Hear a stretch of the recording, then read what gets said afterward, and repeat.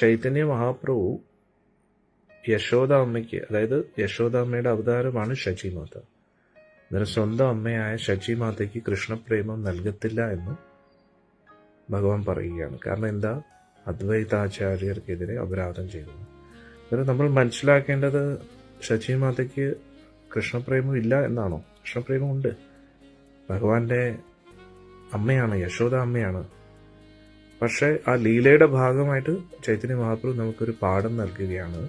നമ്മൾ ഭക്തരെ വേദനിപ്പിക്കുകയോ ഭക്തരെ വിഷമിപ്പിക്കുകയോ ഭക്തരെ കുറിച്ച് കുറ്റം ചിന്തിക്കുകയോ ചെയ്തു കഴിഞ്ഞാൽ നമുക്കൊരിക്കലും ഭക്തിയിൽ പുരോഗമിക്കാൻ കഴിയില്ല. ഇതാണ് നമ്മൾ മനസ്സിലാക്കേണ്ടത്.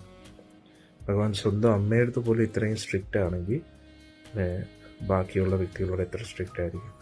അതുകൊണ്ട് ചൈതന്യ മഹാപ്രഭു എല്ലാവർക്കും ഭക്തിയിൽ പുരോഗമിക്കാനുള്ള അവസരം നൽകും. പക്ഷേ നമ്മൾ അപരാധം ചെയ്യുകയാണെങ്കിൽ പിന്നെ എല്ലാ കാരുണ്യവും ഭഗവാൻ തടയും എന്ന് നമ്മൾ മനസ്സിലാക്കും. അതുകൊണ്ട് ഒരിക്കലും നമ്മൾ അപരാധങ്ങൾ ചെയ്യരുത്, ഭക്തരെ കുറിച്ച് കുറ്റം പറയരുത്. അതാണ് ഏറ്റവും വലിയ തടസ്സം ഭക്തിക്ക്. അപ്പോൾ ഭക്തി എന്ന് പറയുന്നത് നമ്മുടെ കയ്യിലുള്ള സംഭവമല്ല.